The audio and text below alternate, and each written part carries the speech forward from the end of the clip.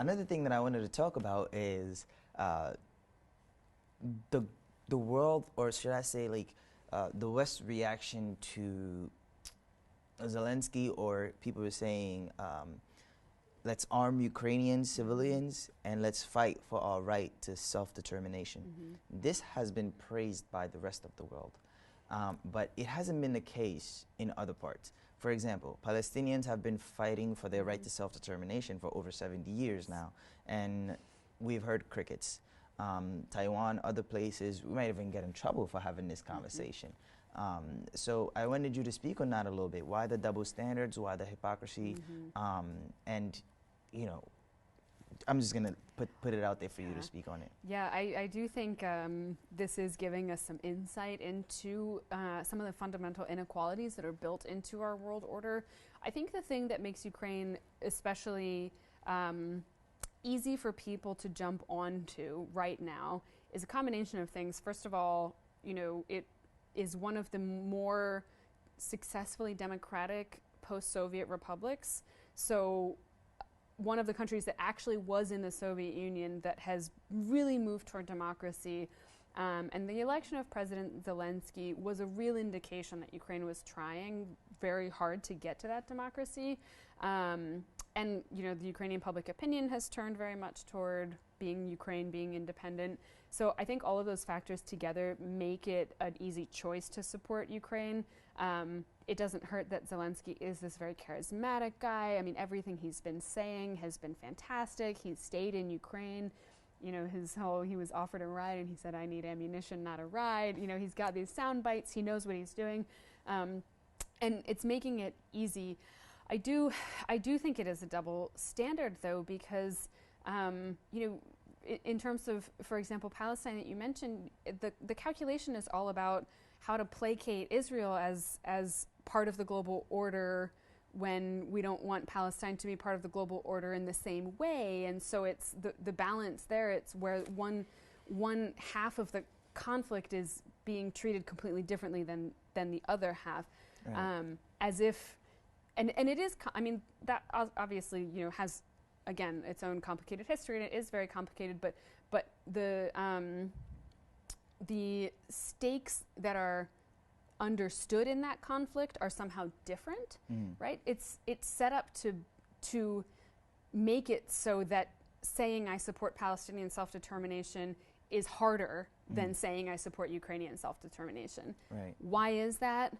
I don't really know like what the root of that is, but that's how the kind of decision is set up, that some claims for self-determination are easy to support and others aren't. That doesn't seem very fair, especially given how many colonial powers had their hands in establishing the borders of the countries, including Israel, but the rest of the Middle East, right? Lots of Africa, all divided up by these colonial powers, with very little interest in actual self-determination in those cases. Right. So, I mean, I think in an optimistic way to look at it is that the world learned their lesson, but it's probably very, you know, generous to think that it probably has something to do, going back to, you know, people who look like most of the people in power in European democracies, right? Ukraine is a white Christian democratic country, and that makes it very easy for a lot of people, I think, to say, I see myself in that, and, you know, so we're going to support that. And clearly that hasn't been the case throughout history. Right. And then there was also news of recently Israel building settlements, of like 1,000 new settlements for Ukrainians fleeing Ukraine or the war. And so how do we reconcile with that as a society? We are displacing one group to create space for another. But yeah.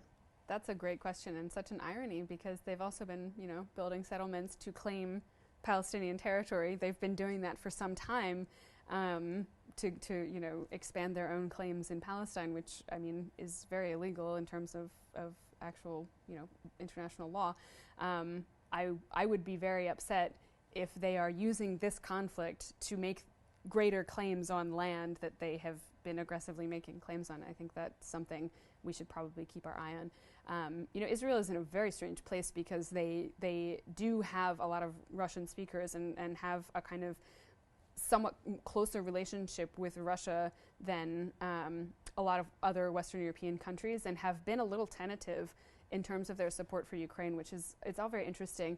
And interesting in part because, you know, Russia's whole so-called justification for this is to denazify Ukraine. And that, of course, is completely absurd language to be using in this scenario. But I don't know, it has put Israel in a very weird position in terms of whether or not it can support Ukraine. Mm. And Israel has also, they're one of the countries that prevented some of the military aid from getting to Ukraine in the past few years.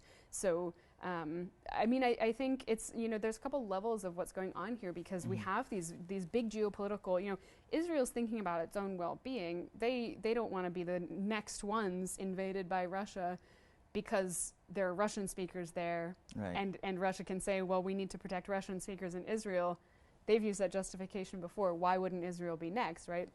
So Israel has to be careful.